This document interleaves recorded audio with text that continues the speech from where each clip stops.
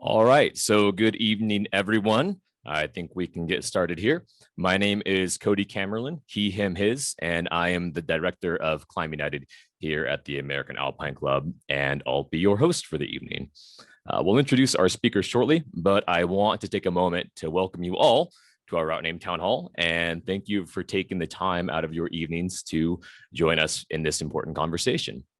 I also want to make everyone aware that this session will be recorded, and I want to send a huge thanks to Selena from Pro Bono ASL for providing interpretive services this evening. She'll be logging back on here shortly. A couple quick notes about logistics, and then we'll get into the introductions.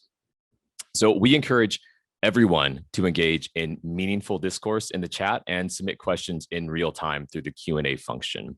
We have time set aside near the end of this forum to address questions we receive.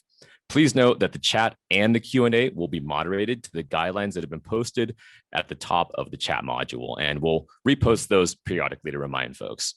And understand that harassment of any kind will not be tolerated and will lead to being asked to leave. We really encourage folks to read those community guidelines.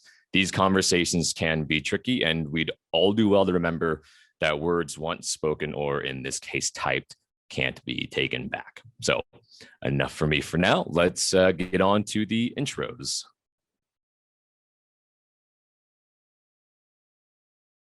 And speakers in any order you want to go, have at it. I'll go first. Hey everyone, thanks so much for joining today. My name is Nina Williams. I'm a professional climber representing the North Face tonight. I'm also an AAC board member.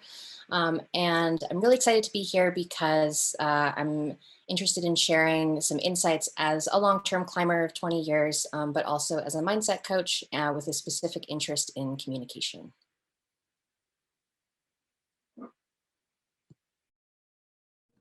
I'll go. I'm Matt Samet. I work as the editor of Climbing Magazine, which is based here in Boulder, Colorado. I'm interested, I think, from personal and professional standpoints. Personally, because I put up a lot of routes and want to, do the right thing with the route names that I give to climbs, and just professionally because with the magazine, we potentially report on any and every climb in the world. So I think having a structure in place for climbing as well as for the whole community about what are and what aren't harmful route names will benefit everyone. So I'm here to learn on both fronts. Hi, I'm Fred Knapp. I own Sharp End Publishing. I'm a climber of 38 years. Like Matt, I've certainly done my share of first ascents, and I'm here really to learn and to, I would say, to contribute a little bit and to kind of figure out where publishers fit in all this route naming.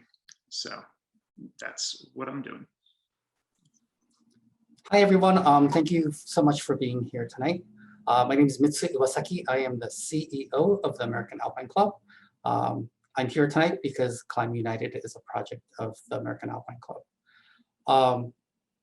With that said, I'm also here because, our climbing culture, one that I've been a part of and a contributor to for nearly 30 years, I think have maybe for the most part, without malintent, sometimes created spaces that have been hurtful or uninviting to many people.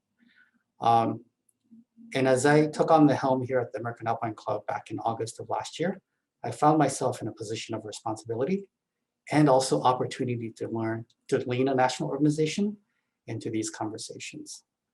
So yeah, in some ways, I'm here to convene the community in difficult and maybe necessary conversations that will hopefully evolve, maybe elevate and ensure a vibrant climbing future.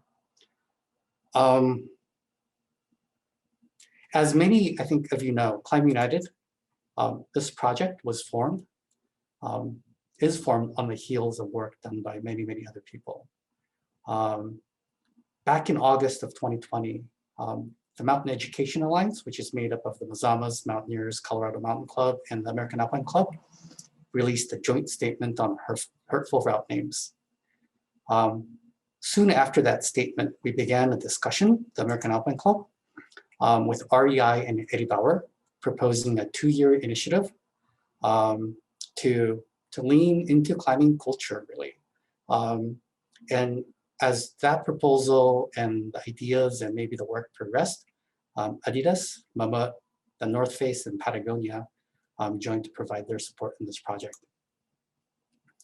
Before we start tonight, I also just want to acknowledge the work by groups and individuals who came before us. I've got a list of people that I want to acknowledge and thank, and I know that list is really incomplete. There have been many people who helped to move the conversations in our near past, and maybe those came before those that are in the near past, set the stage for them too. And I know that there are many people who moved the conversation in maybe daylight, and those who pushed for change in the background that we may never know about. I know that organizations like Natives Outdoors, Brown Girls Climb, Climate Gap Access Fund, LCOs across the country have been instrumental in getting us here. I also know that individuals like Melissa Utomo and Teresa Baker, Kenji Hartonian, Jamie Logan, Jalen Gao, Nikki Smith, Irene Yee, Stacy Bear, among many, many, many other people have helped to champion this work. There are so many others across climbing and large outdoor industry that I just don't have an awareness of, but immense gratitude towards. I entered this industry back in the early 90s, and it looks remarkably different than it did back in the 90s. With all this said, I think it's also important, and I've already said this, but you know, I know that it's important that as a climber, that I have to acknowledge that I did and I still do contribute to the culture, as well as being oppressed by the culture as an Asian American. And so as we lean into this conversation about route names and culture, what we knew was we needed to listen, to learn, and convene, but also do the difficult internal work that the AAC needed to do. We are 120 or 106 years, 100 some odd years old. And as an organization, we have contributed to some of the toxicity that might exist in our climbing culture. With all this said, I also believe that route names are expressions of our culture, and I think it's actually really beautiful, right? It shows our creativity, our boldness. It tells the narratives and the stories that are meshed into many of the climbing route names. It's important history, and I think it's also important for me to acknowledge that the American Alpine Club, and many of you may know this, we have a library and an archives of 180,000 volumes of books. My understanding it's the largest in North America, and we have it to preserve climbing history. And we continue to expand that library to ensure that history is preserved. Our catalog gets larger every year, we get more acquisitions, and we publish the American Alpine Journal to ensure that we capture the great work that is done by climbers. I've been asked at least a few times, why is the AAC leaning into this conversation? And just like I said just a moment ago, it's because we are complicit in creating some, or maybe many of the problems that exist today. And because we have national scope and presence to be able to bring a conversation together, I think from that follows that we have to take some accountability, and we need to embrace the responsibility to be maybe uncomfortable. Before I turn it back to Cody, I also wanted to acknowledge the first ascensionists out there who have already changed many of the route names that happened before we started and is happening today.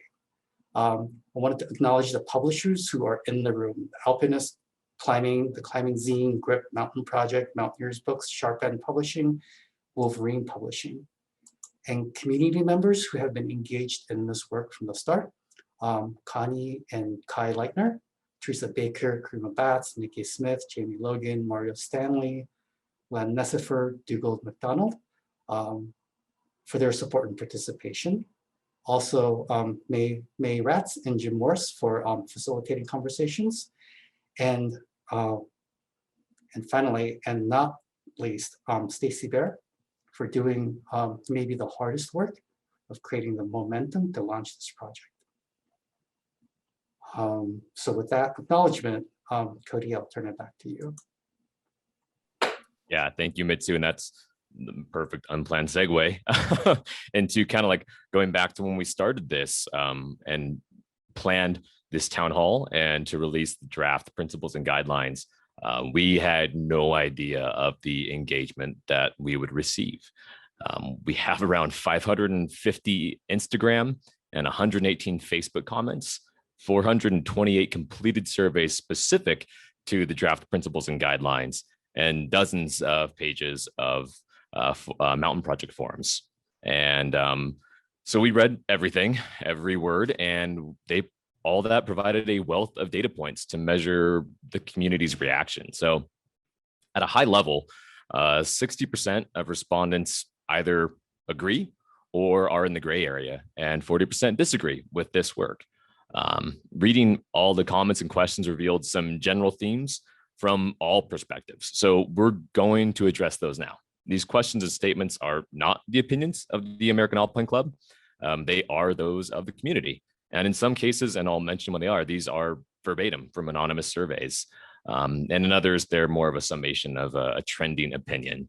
But in any case, they are reflective of the community's voice. So we'll start with some specific questions that address the concerns that the community has expressed. So Fred, we'll start with you. There have been claims of censorship with this work. Can you speak to that? Yeah, I mean, I can, and I'll just give you a little background too. I was only asked to be part of this presentation about a week ago, so I have no hard and fast ideology here, except that I want to see oppressive names disappear. And that's something, as a publisher, I've been kind of working on for a while. I mean, before this was even in the public view, we would ask First Ascensionists to change oppressive route names. And I think I'm being asked here to talk about censorship because I was taken aback a little bit when I saw the first draft documents. There was the big list of words that you shouldn't include, but more than that, the original idea was that publishers would submit books to a tribunal that would approve them. And that's where it maybe feels a little bit like censorship. And, if we look at the history of censorship in America, it hasn't led to any lasting change.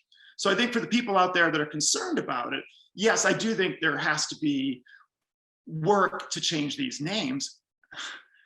But I think that work has to come from the ground up. I mean, it's the root namers that need to change the names. I'm not so sure that, publishers have a place. We can be very instrumental. We have sometimes decades-long relationships with our writers who in turn have relationships with First Ascensionists.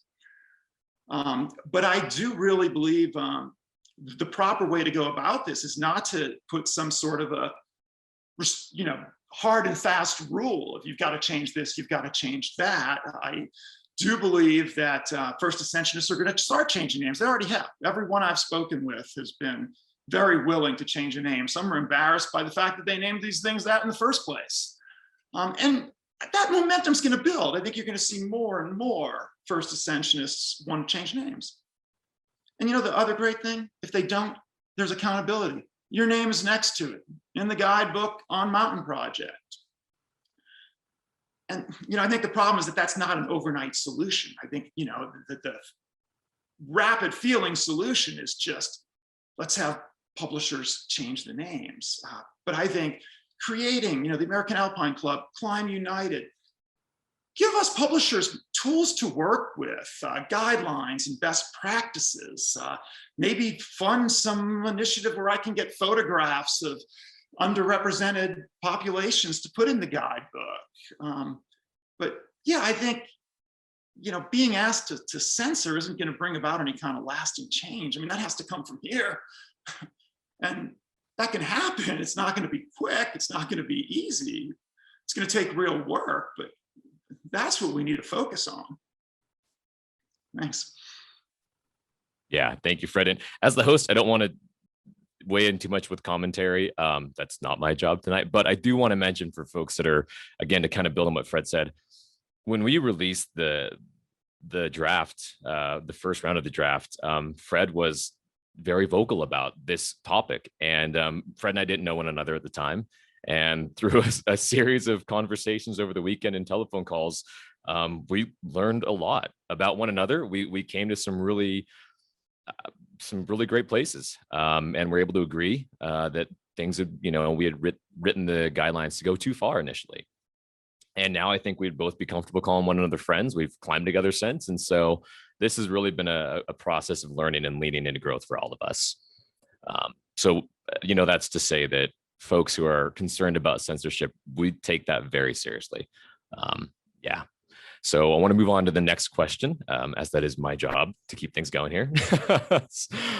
There are some that have posed concerns that by working with first ascensionists to change discriminatory route names, we are rewriting history. Matt, what are your thoughts here? Well, I don't know. I have thought about this a fair bit. I mean, I think from the point of view of history, history is one of constant change. I mean, I'm not a historian at all by any means, but you pick up any history book and it details change and revolt and revolution and atrocities and things changing. So I guess one thing that I've noticed in the climbing community is a certain rigidity and an attachment to route names and an unwillingness to give them up, which just seems very unrealistic to me. It doesn't acknowledge the actual nature of the world and of reality. So I read the comment threads just like everyone here. I look at the feedback that gets emailed to us at the magazine, and it seems like there's just sort of this attachment to this piece of rock having this name and this grade, which to me deviates from the experience, and the experience is what matters. And if the name of the route is oppressive and harmful such that it denies the pleasure of that experience to other climbers, then it does need to change. And I guess that's how I would look at it is, this viewpoint that is rewriting history is one that just doesn't acknowledge how history actually happens. I mean, the rock might seem like a static entity, but it actually isn't, right? Even on El Capitan, I mean, entire routes have slid off. We have an article I was working on today in our next issue about 3 wall climbers who they saw the route disappearing beneath them as they went, because a huge storm came in and these flakes were getting water behind them. They're peeling off. I mean, it's this epic story, and they made it to the top, and then most of the route cut loose. I mean, there's a very tangible real world example right there of the rock not even being permanent. So I think for us to sort of affix these names to these things and say the name is permanent, the name is history, how dare you change it?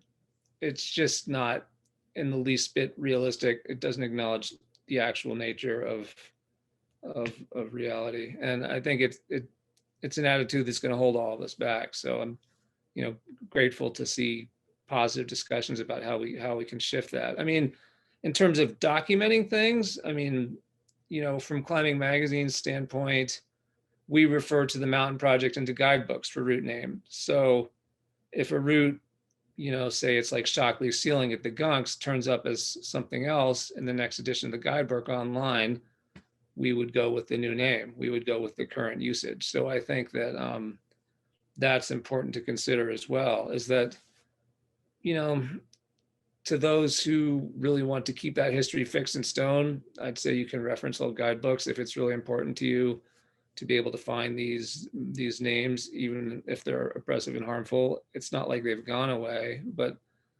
I mean, let's face it, right? And generations come and generations go. At a certain point, everyone who's here today, none of us will be around anymore, but those route names still will be. 4 generations from now, how do you explain this to someone, if it's something that's completely out of touch with the times and continues to cause harm? So I guess that's what I'd say. Awesome. Thanks, Matt. Nina, in your work and education in communication, what obstacles do you see in community discourse when opinions are pretty much split down the center? Yes. So this really delves into the idea of communication and discourse. And I've thought about this question a little bit. And for me, it comes down to identifying this flashpoint or the stasis of argument. So at what point are we disagreeing? Like what specifically are we disagreeing about? And something that's come up quite often in this discussion, and my response always to the situation, I feel like I've said it quite a bit in this discussion, but there's a really important distinction between offensive route names and oppressive route names. And from based on the feedback that we've gotten from social media about the guidelines and everything, folks are really concerned about this erasure of the more vulgar or the offensive names in history of climbing, the tongue-in-cheek, the gross, the morbidly funny kind of stuff. And I think that's where a lot of this stark disagreement is happening, where people think that the AAC or the community wants to change these offensive route names. And for me personally, my standpoint is I am in support of these more offensive route names because it does reflect the counterculture sort of rebelliousness of climbing. But I do not support oppressive route names. And I define oppressive route names as those with historical context concerning human beings that have been killed or murdered or discriminated against or like really harmed throughout history, whether that's based on race, gender, sexuality, finding this center point that we can come to and moving away from the extremes being the oppression. And someone in the chat, I just noticed, I'm not reading the full sentence, but it says that's maybe not the definition of oppression, but that's how I'm defining and distinguishing between oppressive and offensive in this context. So, and I'm open to corrections to that definition as well. But in general, in terms of the states of disagreement and where the community is split down the middle, if we can bring the community a little bit closer to the center to identifying these gray areas, then we can focus on this idea of impact versus intention. And this is another like split of disagreement where folks are concerned more about perhaps the impact over intention, but also arguing that intention, like the intention being the context of the name, the history behind the name, who named it, whether it was a person of color who named it or a white person, like that type of information certainly has a place in these discussions. You know, we're not only focusing on the impact and doing away with the story behind it, but I think that we have to figure out the impact first and then leave room for the intention to be told afterwards. Awesome. Thank you, Nina. Some are labeling this work performative and accommodating to a quote new generation. You've been part of this industry for a while, Mitsu. Can you speak to this? Yeah, I think as Matt said, change is inevitable. The world is evolving. And from my perspective, the construction of this thought, maybe accommodation for a new generation of climbers is not the way that I see things. I don't understand why we would want to bifurcate new from old in this conversation. I mean, climbing in the outdoor industry is already, I think, from my perspective, fragmented enough, and I've watched this for 30 years. I think the truth is, the climbing community is expanding. And the truth is cultures and norms evolve over time, right? And we are, I think, in the midst of accelerating evolution, maybe, as more people enter into climbing. And as we, maybe as America, start to recognize some of the wrongs that have been in our past. I would say that, the AAC, Climb United, what we're doing is we're embracing that change. And I think we have an opportunity maybe to actively inform what the future might look like or what the future we want might look like. Yeah, like an example, right? Like our truths change and evolve, right? We live in a country where we thought slavery was actually okay and maybe positive, right? We live in a country where we believed women shouldn't vote until, when was that, 1920? And, maybe even more recently, like, this country used to think that gender is binary. There's a whole host of other truths that are changing and continue to change. And with having said that, I don't think that we should judge the actions or beliefs of the past. I don't think there's any sense in that, but as we learn and grow, we have to learn to evolve. And I'm just going to be really blunt about this too. Some of the route names that are out there today, I would say borders, if not in some cases, is just simply hate speech. And we disguise it or we cover it up as freedom of speech sometimes, or creativity or tradition. There are route names that we wouldn't say in front of others, right? Cody, you and I were in a restaurant the other night, just last week, talking about a route, and our waitress was there, and I could not say the name in front of her, right? Because it was that bad. There are route names. As we started this conversation, I learned that there are route names or route developers that are consciously targeting an individual today because of her gender. And again, we're using creativity, history, freedom of speech, whatever, to justify and maintain this. For me, it's not about generations. It's about creating space, maybe an environment that honors and preserves our past with respect and dignity. I don't want to remember our past as of a group that created hate and violence towards others through speech. But rather, like, let's create a space that embraces people and builds community and helps people dream and have aspirations. Yeah, let's create a space where we can embrace more people. In terms of this question about performative, I had to separate those two questions because I think they are different.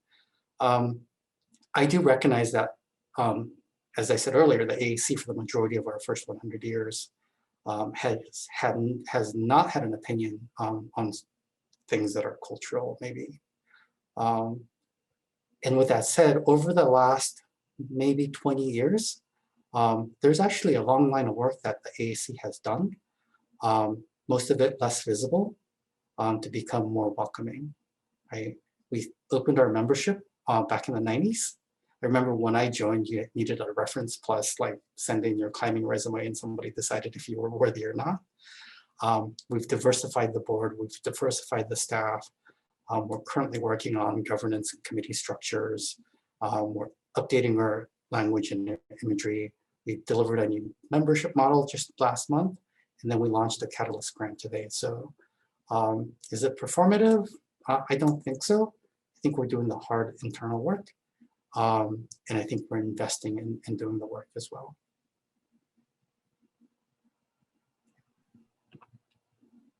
Yeah, thank you, Mitsu. I do want to note I'm kind of seeing some of the chat go through. Again, this is moderated, so I'm not reading all these directly. I'm seeing folks request that we actually give route name examples. We're not going to do that this evening. If you want examples of oppressive or discriminatory route names and to discuss those, we're going to have some follow-up meetings that aren't broadcast to the public, and we can consider making that part of the discussion. We could actually disseminate route names. But again, we're not going to dive in and have that conversation as part of this presentation, but we'll certainly lean into that. There's no problem there. So I'm going to keep things going here. As we mentioned earlier, we did experience some pretty high engagement with all this, as you can tell. But we do also want to acknowledge that while we experienced that high engagement, it is still a relatively small sample size in relation to the 25,000 members of the club and around 5 million climbers across this country. So as we lean further into these conversations, we suspect we'll find that the largest majority of climbers aren't responding as, they see this as work that needs to be done as a step towards inclusivity in our community. So again, it's a step towards this, right? This is not where we start or end. This is something that's been in the works for quite a long time. But this is one step towards inclusivity. So I want to read some statements, And several of these are verbatim, right from the anonymous surveys. And these aren't directed at anyone in particular. Folks can chime in here and share their thoughts. So one respondent wrote, "Your claim to objectivity in the criteria of the guidelines is a complete straw man. Perception and feelings of harm and oppression are inherently subjective, and I don't see how you can claim objectivity in such a case." So it's a pretty big question. I think the kind of meat of it is, how can we claim objectivity here?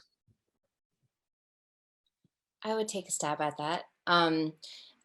Yeah, totally right. Like everything that we are interpreting in these words are subjective. I mean, as human beings, we look at things through our own subjective lens. So the fact of claiming objectivity comes from the amount of numbers of people that express their subjective views. So let's say out of like 100 climbers, if only one climber expresses a subjective view, we can objectively say one climber has expressed their subjective view. But if 50 climbers express a subjective view, we can objectively say 50 climbers have expressed this view. So in short, we can recognize the amount of climbers expressing discomfort and a sense of exclusion in the community just based on how many voices are being expressed.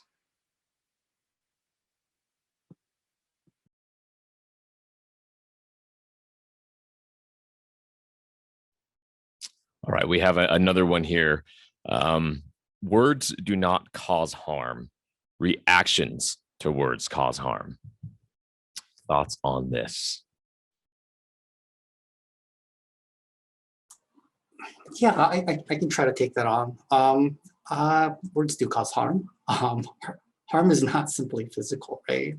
It's emotional. It's about mental health too. And I think we also need to just ask ourselves, I can't remember who said it earlier, but why are we so attached to words and phrases that are so, or route names that are so directly associated with violence and harm that was caused to people or groups of people or individuals? I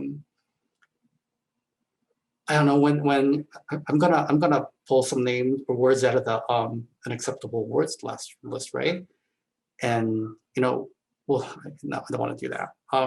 I'll use myself as an example, right? When someone says Jap to me, right? I'm Japanese American. It's actually attached to real violence and real hurt that's been inflicted to my people, my history, and individuals, right? And while the route namer, what that would be the way to say it, may experience the emotional trauma. I actually do, right? Japanese Americans were incarcerated in this country. Our properties were taken away, right? And that was the slang that was used to refer to us. So yeah, it actually does. It's attached to trauma, and it does cause hurt. So yeah, we need to understand that it's not just about physical harm. Harm is about emotional harm as well.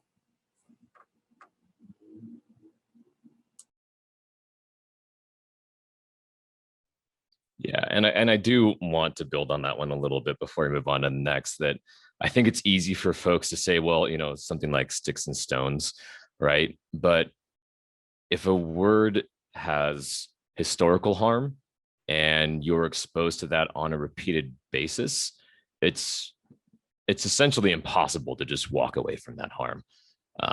And I think that there needs to be a very large amount of empathy that folks need to lean into when we talk about words and harm, because it can be a lot to understand. But if you really think about the meaning of something that's hurtful, I think it's pretty easy to get there. Yeah, so can I add a little more to that maybe as well? I've heard at least a few folks respond to me about free speech. And there's this idea about the marketplace of ideas and whatnot. And I think that we are not recognizing, and it's not just about the climate community, right? a good portion of America, I think, doesn't recognize when this idea about free speech was developed, and we own this concept. It has responsibility for the speaker, or there's the rights of the speaker, but there's actually the rights of the listener as well. And the Supreme Court has talked about this quite a bit, that that the speaker has rights, but the listener has rights too, and that those have to be in balance. So as a route namer, yeah, you've got speech, you've got free speech, you've got opportunity, but there are listeners who are actually compelled to listen to what you named it, because they're going to show up to these crags. And we have to balance those two things too.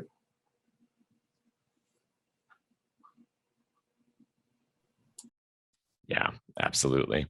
I want to go on to the next one. This is more of a kind of a summation of a trending thought here. So there was a sense from some of the survey respondents that while well-intentioned, this work would be in direct opposition to the nonconformist side of climbing. I would love to hear y'all's thoughts on that.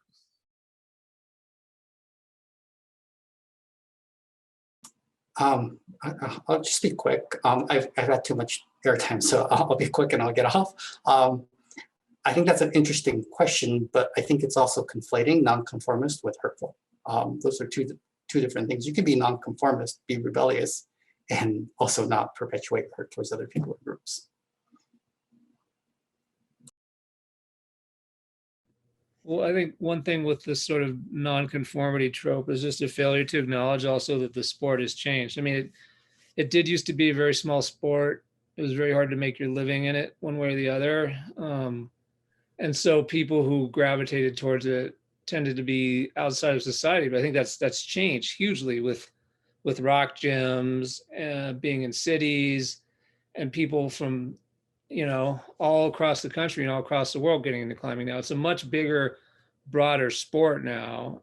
And it seems to me like some of this maybe resistance to changing route names, is sort of conflating like what the sport used to be with what people still want it to be, who are sort of hanging on to those. I mean, it sort of reminds me of the old Super Topo forums. I mean, that kind of energy there that, eventually like Chris McNamara had to shut the, well, I guess it was issues over copyright with photos, but there was a lot of toxicity. And to me, it just seems like a lot of this, like climbing is nonconformist, let our have our way no matter what, is just sort of this knee-jerk reaction to what the sport has actually become.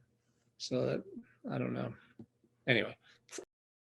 And Matt, you bring up a good point. I mean, the sport is changing. And I think I think you're going to naturally see this movement away from, oppressive route names. And again, it's how do you define oppressive, offensive? This is such a big topic, but I think outreach is really the way to go about this. It's to just have dialogue, let new climbers talk to the old climbers, try to understand that hurt, I mean, I have trauma around mental health that some route names, bike ride names hit me like a ton of bricks. And I can imagine, but it's not, maybe that's more personal and less institutionalized, but the reality is, I guess I don't need those names changed, but I understand it when it's an entirely cultural thing. And I think many, if not most, I'm going to say most First Ascensionists get this. I think left to their own accord, you're going to see a lot of change happen. I think where people are going to dig in their heels, where the iconoclastic old school dyed in the wool climbers are going to dig in their heels, is when you try to make much more of a simple statement. You cannot do this, you cannot do that. I mean, the Supreme Court gave up decades ago trying to define offensive. It can't be done, but I think we know it when we hear it. And I think First Ascensionists know it when they hear it, and it's going to happen. And I think we need to further the conversation, but I don't know that it's something that has to be solved in a minute.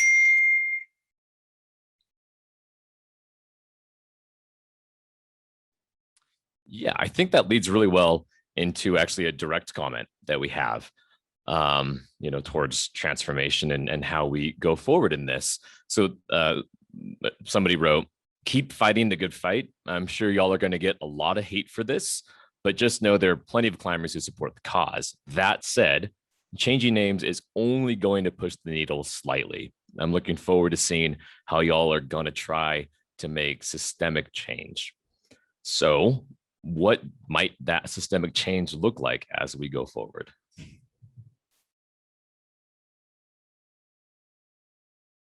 Well, I'm going to chime in again. I'm trying not to get too much screen time here.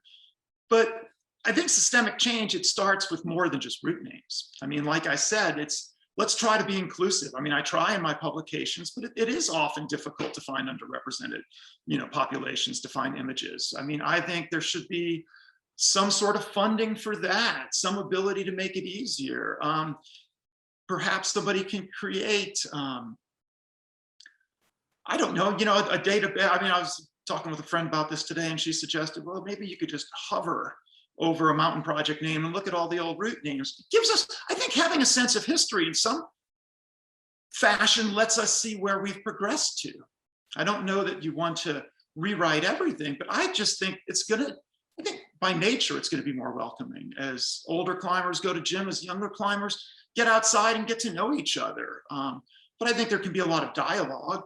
But I think you're going to see a change, and it's just listening. Make the change come from here. It's going to happen. And just to add on to this, the idea of like, what are we defining as a system or an institution too? Like, is systemic change, are we talking about like something big, national, like government, education, or are we discussing the institutions of climbing, namely the publishing, the AAC, like, how can we not only get new climbers into the community and make them feel welcome, but how can we maintain current members of the community, and how can we increase that sense of belonging? And I think that changing the route names, especially problematic ones, that's the first step towards systemic change, at least within the climbing community.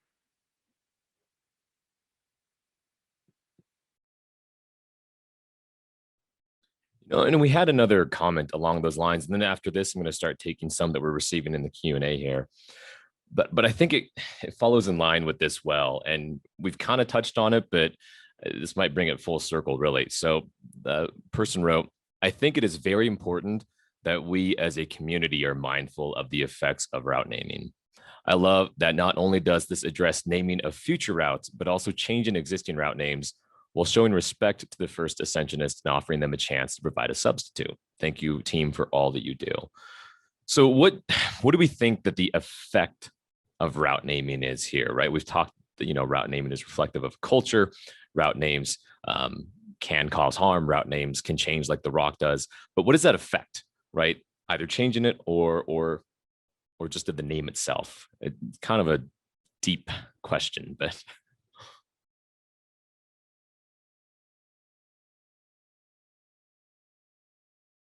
I'll go. I think it affects the experience, right?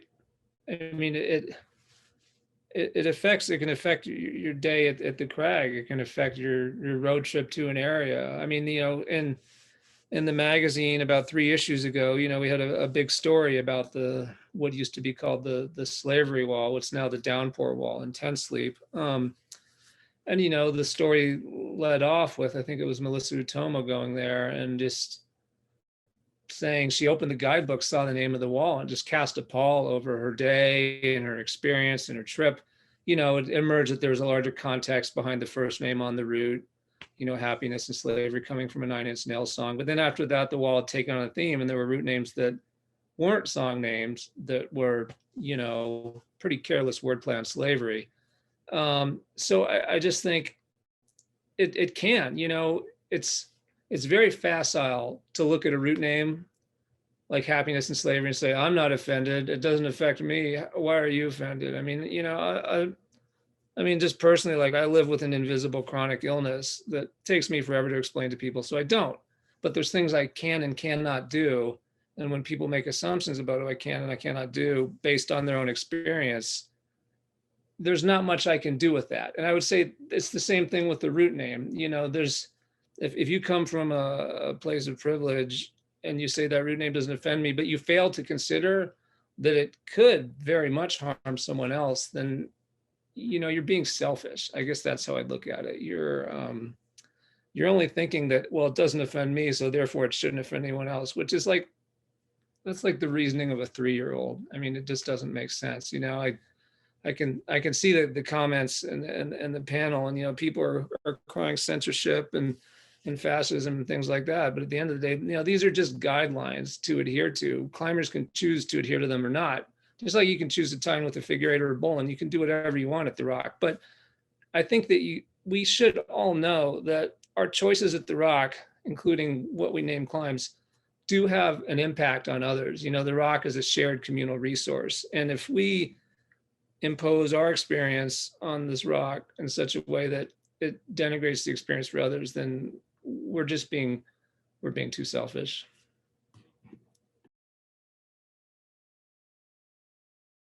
And Yeah, that's in an optimistic tone. You know, the first ascension has voluntarily changed the route names at that crag. And I think you can see a lot of that. I mean, I think I'm just maybe more of an optimist. I just think people want to see change. What they don't want to do is have change crammed down their throat. yeah, I'd agree that like a really quick, fast, big change isn't really, it's a little too much happening at one time. But when we think about the effect of these names, like the effect of one name on one person might not matter, but the effect of one name on a bunch of people and the effect of a lot of names on the wider community, I mean, it erodes at people's sense of self and their belonging and at their sense of belonging.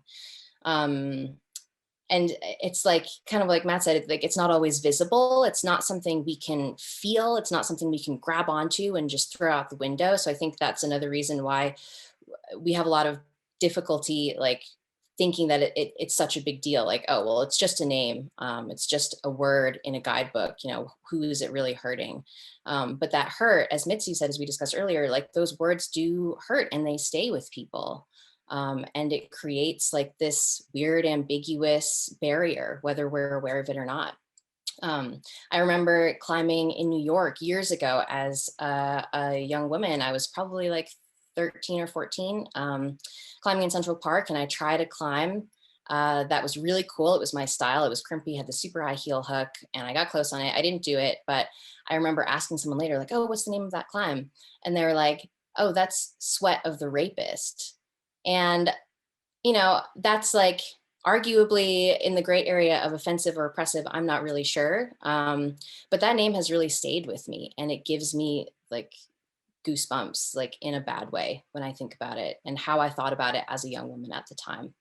So it's these little things that just build up again and again. And again, it's hard to like put a black and white yes or no on a lot of these things, but the fact that we're having this conversation and talking about the effects is really important and a necessary step.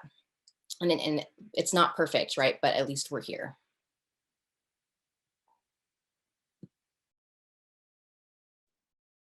Yeah, thank you everyone for those incredibly thoughtful responses. You know, I want to continue on that. Somebody in the Q&A here submitted a question. And I'm throwing these right at y'all. You haven't seen these, or so, you know, a little bit of time to think about it if you need. Climb United states, quote, build the best publishing practices to avoid harm caused by discriminatory or oppressive route names, end quote. How is harm defined? How many climbers must feel harmed before a name change is initiated?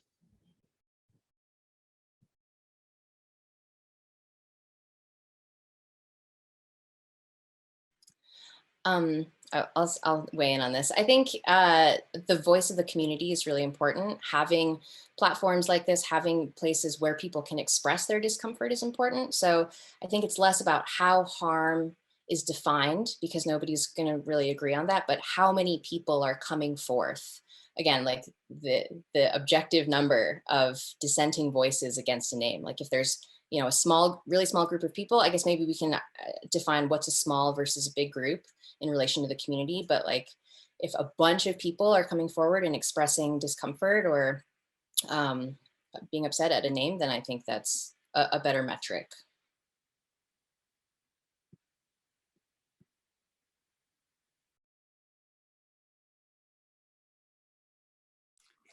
I'll just add a little bit to that. As Nina said, I think we're going to struggle with this. And I think we're going to struggle with it for a really long time. And I think it's okay that there's not going to be a hard, fast answer. It's not going to be binary. And over time, I think my hope is that as a community, we decide what is and what is not harmful or hurtful.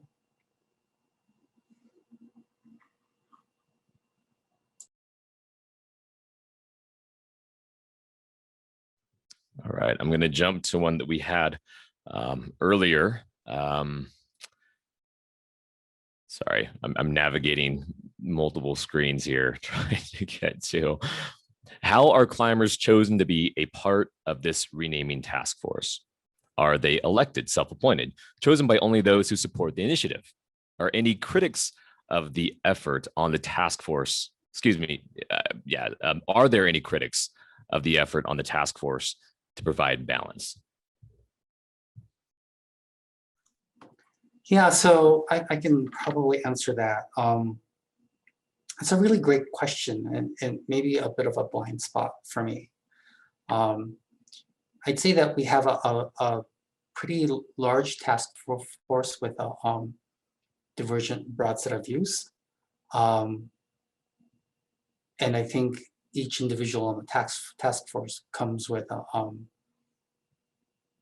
an opinion about what's too much and what's not enough.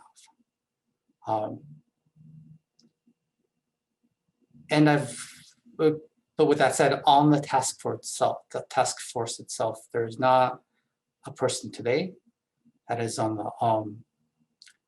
the side that says none of this should change and that should remain the way it is.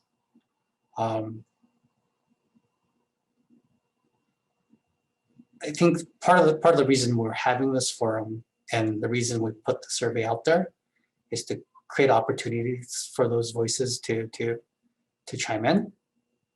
And I think it's one of the things that maybe I need to reflect on a little bit more, because I do believe in creating space for ideas and opinions to be shared about how we might engage more opinions or voices that are a wider breadth. So great question, and I'll do some reflecting. I'm just going to chime in. I'm not on the task force. I came into this pretty late when publishers were invited.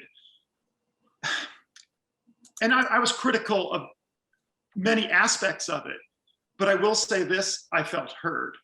And I felt like there were a lot of changes that came about because the task force didn't listen. So that doesn't really answer the question, but I think they will be receptive to hear more.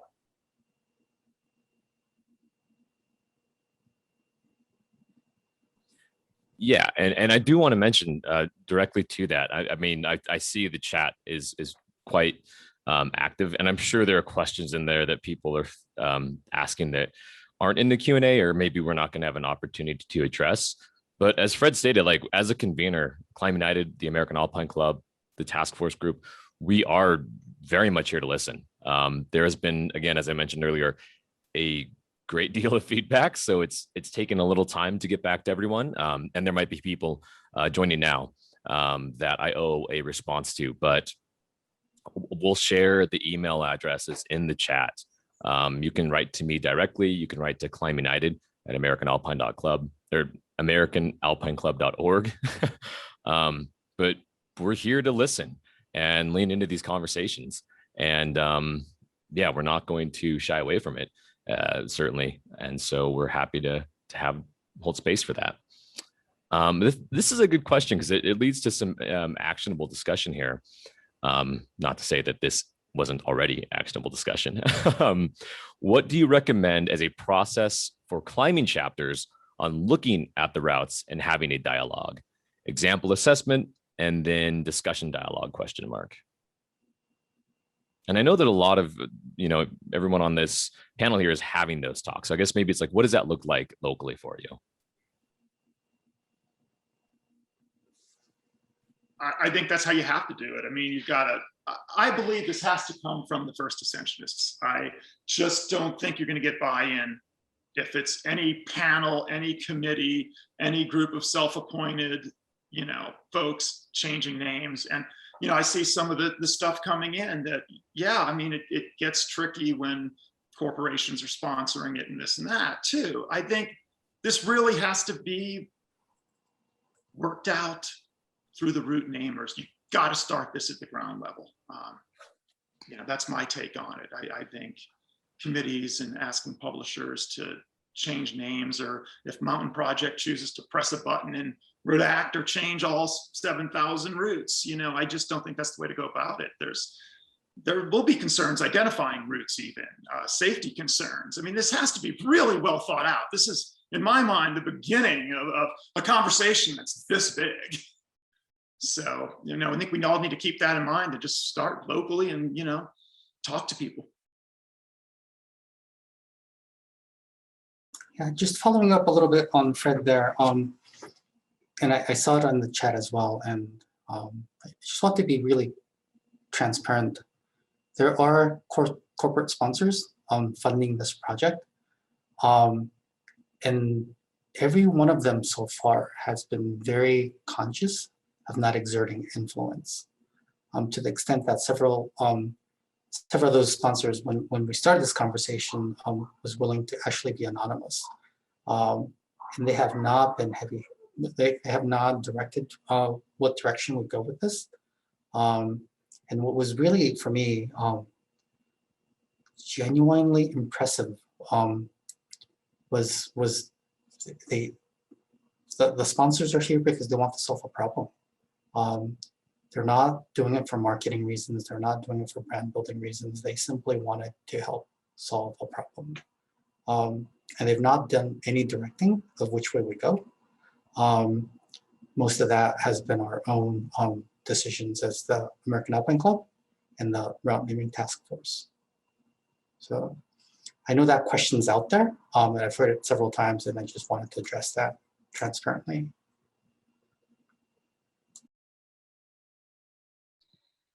I'm also trying to keep up a little bit in the chat, and there's been some really actually good constructive feedback in terms of my idea of identifying objective versus subjective input from the community. So if there's like X amount of people expressing their voice in opposition to a name, there's criticism that one, the marginalized groups shouldn't be made to do that extra additional emotional labor, which is totally fair, and that a lot of people might even be unwilling or uncomfortable to come forward. So that's actually something I didn't give like as much thought to, and I appreciate that input. I still think like there's value in community voice in general, speaking out against oppressive or offensive names, just using voice in general. But yeah, again, we're all having conversations with each other, even bringing it down to like a local, talking to your local access community groups, if there's ways to make it like even more local, because obviously the AAC is really big. So if there's ways to like have these conversations at a smaller level, in a way that's inclusive and welcoming, more welcoming, then I think that would be another good way of trying to address these issues. But I appreciate that feedback because yeah, it's totally, this is all in process and it's new for me and all of us too. So thanks for that.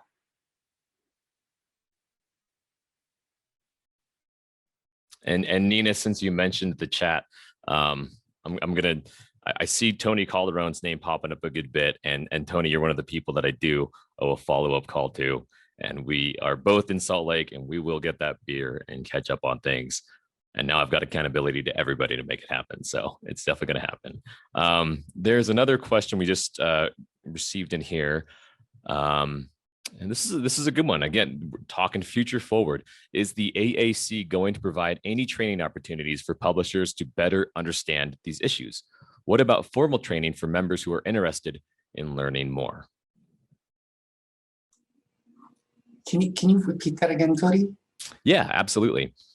Is the AAC going to provide any training opportunities for publishers to better understand these issues? What about formal training for members who are interested in learning more? Yeah, so, oh, go ahead, Fred. You were. No, I was going to say, I think one of the things to make clear here is that that is one of the benefits that we discussed when the publishers were invited, was an opportunity. I mean, you know, whatever, I'm a middle-aged white guy. It's an opportunity for me to reach out to a panel that can really help me understand better, a place that I can have authors reach out. And I think you can educate the first ascensionists, and I think that should be the top priority. And I think that it has been prioritized by the panel. I think great question. And really that's where a lot of the focus should go. When we launched the project, we actually also did contract a DEI consultant in training. So we held a DEI training for the publishers, and then those same facilitators came back for a second training or a second facilitated conversation with publishers and community members. So we are conscious that we want to create a space where learning is constantly happening, and that you know, our definitions and our beliefs are at least our definitions are aligned, so we know we're using the same set of language to talk about the issues.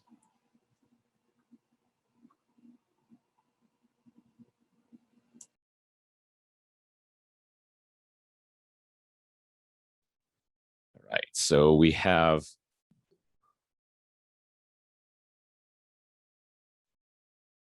let's see. Sorry, too many screens here. So a lot of the questions are coming in around censorship still. So I'm going to read, it's kind of a long one here. So here we go. There has been a lot of discussion in the chat over censorship, and I think there is a perception that there would be a central authority over this. But I feel this conversation changes when the route name is a living evolution, with the authority being the community by some form of majority. As you found in your research, the majority feels that some routes are oppressive, but there's no system in place that will enable people to come together to make these changes happen. How can we accomplish that?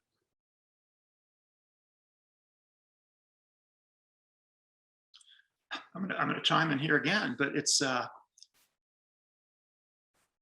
think asking and let's be clear. So censorship, as we know it, the First Amendment protects freedom of speech and press, but that's done to protect against government.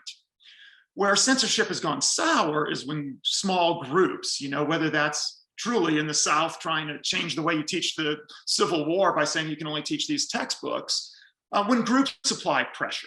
And you know, right now, I don't see this as a censorship issue. And it's certainly not if the first ascensionists change it. That's just someone changing a name. That's someone, look, businesses change names all the time, products getting their name changes, and people have good reason for changing names. To me, I don't see how anybody could argue that that's the wrong way to go about it. Now, I could see if there's a panel and it says we're going to do this or not do that, or if, you know, whatever it may be, retail stores say, well, you need to have a tag saying this book's been approved. Then you have censorship in more that notion that we don't like as Americans, that fact that, you know, we're now controlling what you say. And hopefully this doesn't evolve to where we're having to censor. You know, hopefully this is something that really starts from the bottom and makes a much more permanent, lasting change. So that's how I see it. I hope we never get to a point where we're even thinking of this as being censorship. And to add to that, the way that I see this is that this group, nor the AAC or the route naming task force is saying or saying that you can or you cannot name something the way that you want to. The guidelines is really guidelines about what publishers are willing to publish in their books or on their platforms, right? So at least from my perspective, and we're a publisher too, because we put the AHA out there, and we have a website and we often report on route names. There are words or names or phrases that are at least from our community perspective, the AAC perspective, that is hurtful or objectively harmful. And we're simply saying we're not going to put those names on our publications. We're not saying you can't name something. We're saying we're not going to publish them.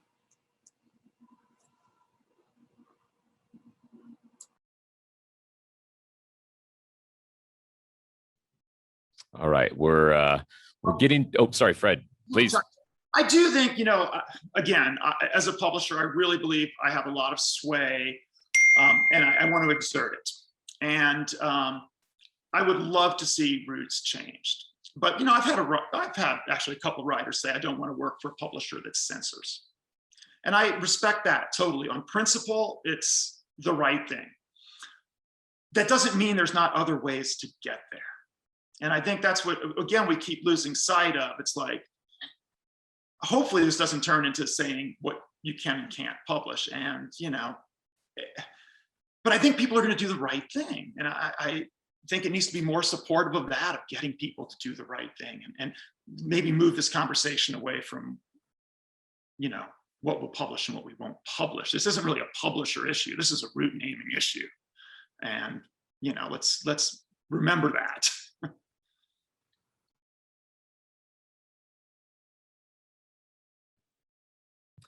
Yeah, and Fred and I we've had a lot of conversations, but we've had some specifically about that we need to, we know what work we're going to lean into, and we want to lean into it in a way where we all grow together. And like what Matt talked about earlier, what we've all been talking about, it's leaning into that cultural transformation, right? And we can discuss theory of all of this as much as we want, but at some point there is a greater sense of, this is, like Fred just said, it's not a publisher's conversation. It's a first ascensionist conversation. And we've not run into any that have been resistant to something that causes harm. Fred and I were climbing, and we came across some folks who had some that, none of us really quite knew what the harm was. We had to have it explained, but the first ascensionists changed it. And people probably still climb it all the time and have no idea. So yeah, we're getting a little close to time here, and I want everyone to be able to share just their open thoughts. But I do have one more question here that I want to read related to history. Most lands where climbing takes place are unceded traditional territories of indigenous peoples. Some of the rock where these routes are having traditional names. Have host nations been consulted related to these naming guidelines or considerations for renaming to restore indigenous names?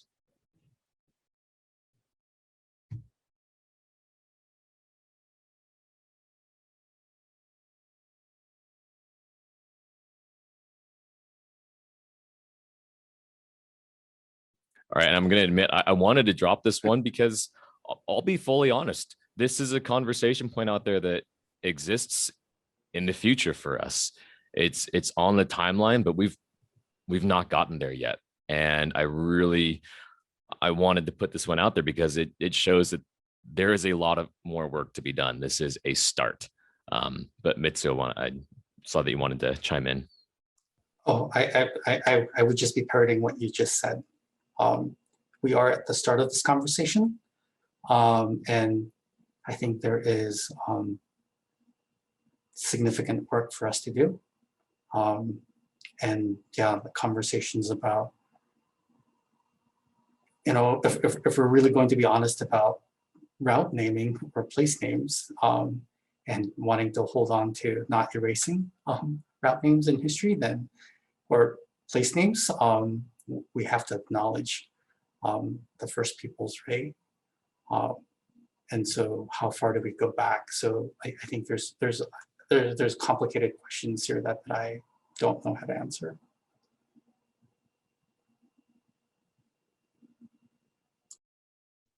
So I want to open it up for a moment here. If anybody has, I'd love to hear from each panelist here with kind of your thoughts towards next steps or cultural transformation or what this looks like going forward, before we kind of close things up here. And the last thing I'm going to note, I'm going to change my name to my email address. might regret doing this, but we'll see how it goes. Not that it's not public knowledge anyways. But again, reminder, like, please, folks, write to me directly with any questions you feel like were answered, conversations, anything you want. But understand that it's going to take a little bit to get back, but I will get back. And with that, I'll open it up to everybody.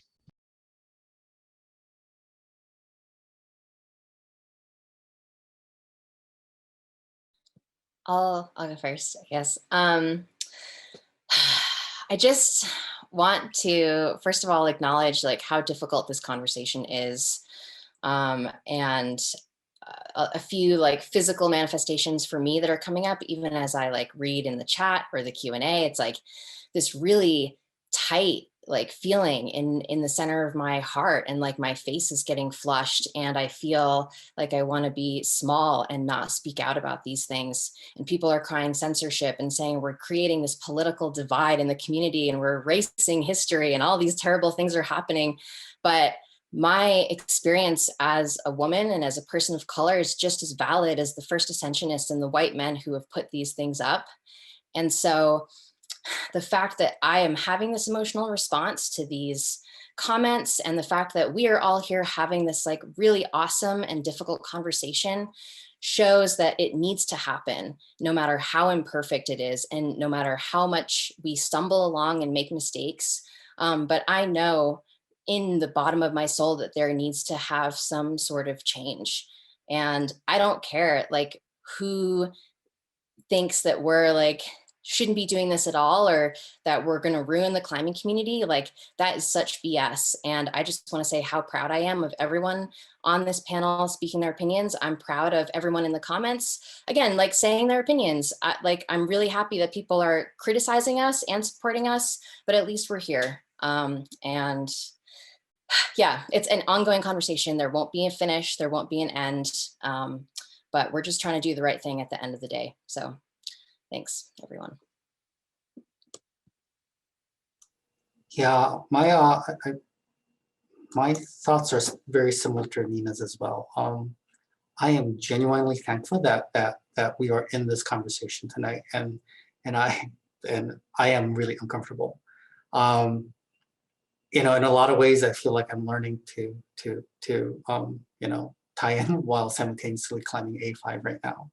And I think that's where we are as a climbing community, right? There's change that needs to happen, and there is deep history and deep tradition that we want to preserve. And as I said earlier, I know that we're not going to go far enough for some people, and we're going to go too far for others. And I suspect that we are going to stay really uncomfortable for quite some time as we engage and continue this conversation. And I know that it's going to be an iterative process, right? We're going to continue to engage in these forums. That's the idea. We're going to engage in these forums here, online, in person, and we're going to continue to learn. And I think, you know, we are going to continue to drive towards the future in climbing, in which all of us, every single person, I hope, can feel embraced and included and cared for.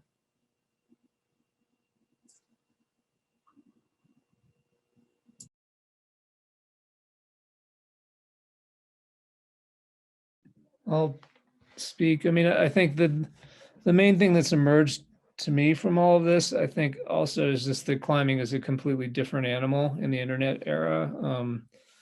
And I think that's been a good thing. But, you know, in the past, I started climbing 35 or something years, 33 years ago. I mean, if you put up a route, you would maybe send it to Climbing Magazine for their base camp section. And there'd be a list of route names sent in by regional correspondents all over the country and sometimes world. Same for Mountain Magazine. And then someone who was doing a local guidebook would research those magazines, and they'd reach out to the first ascensionists and include them in the guidebook.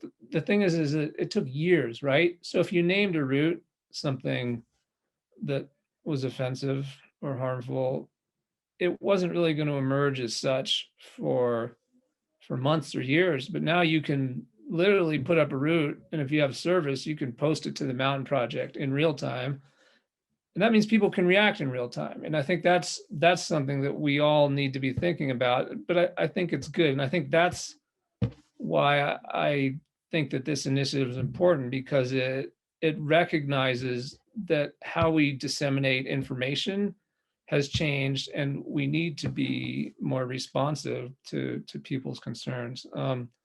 So I think that's the big thing. You know, the other thing that I think is positive, I'm not on the task force, so I'm not reviewing root names per se. I'm just been in these advisory meetings. It's just that it builds in accountability for everyone. I mean, I think it's like everyone here has been saying, and Fred pointed out, a lot of it has to start with the first ascensionists. There's not that many people who put up roots. You know, it's for whatever reason, and it's completely understandable. Most of us would rather go climbing than scrub dirt and lichen and lug tools around and hang in our harness for hours. You know, it's construction work. It's not climbing.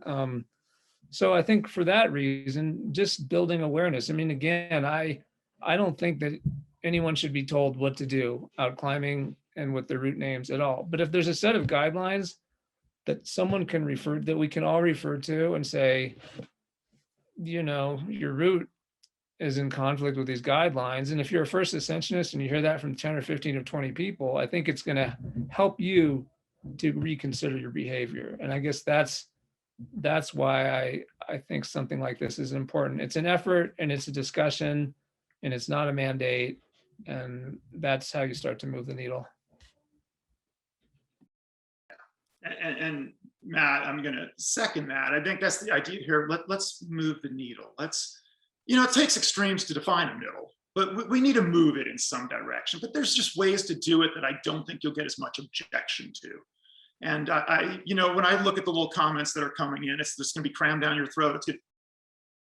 I mean, maybe the task force just needs to make ambitions. We're not going to cram this down somebody's throat. We want to, you know, we want to be welcoming. We want to educate. We want to have discussion. And I think, you know, that's all we need to do. I think that the focus here has to be on changing route names. Like I said, and maybe I'm naive, but the first ascensionists I speak to, most don't have a problem with it. So I just, and I think that's just going to snowball, right? The more and more people that do it, the more and more you're going to see it. And then we have to look at all the other ways to be welcoming. I mean, there are so many little things that need to be dabbled in here that the route names are just a portion of how you make our sport more welcoming. Yeah, but I think there's a bright future. Just that we can have this discussion is a bright future. Absolutely. And that's what Climb United, that's going to be our charge, right? This is where we're starting, and we're going to convene around conversations, around tough conversations, uncomfortable conversations. You know, I'm myself quite comfortable in conflict and in hard conversations, because out of those conversations come the best results. That's where we learn the most about one another and about what makes us passionate about these subjects and climbing, right? We're here because we love climbing, and we're not here to ruin climbing for anybody. We're here to protect the aspect of it that we all love, and that's self-expression. And we need to be able to maintain that for future generations. So again, I mean, my email address is here. Any way that you want to reach out, please do. I just ask that when you do without rhetoric and do it from the heart. Which doesn't mean you have to come kindly. You can come as hard as you want. I'm fine with that, but just make sure that, you know, it's meaningful, and we're engaging on things where we can find action, and we look forward to that. So we want to thank you all so much for taking time out of your evenings. We know that these are tough conversations, and there's a lot of conflict here, and we're happy that folks are engaging and that Matt's cat keeps showing up. And again, we really appreciate it. This is just the beginning. We have a lot more to do. And, you know, we certainly couldn't get into all the questions. They're all saved here. So as best we can, we'll address them in some other form or fashion. So you'll be hearing more from us as the days and weeks and months and years roll on. So thanks, everyone. Appreciate it.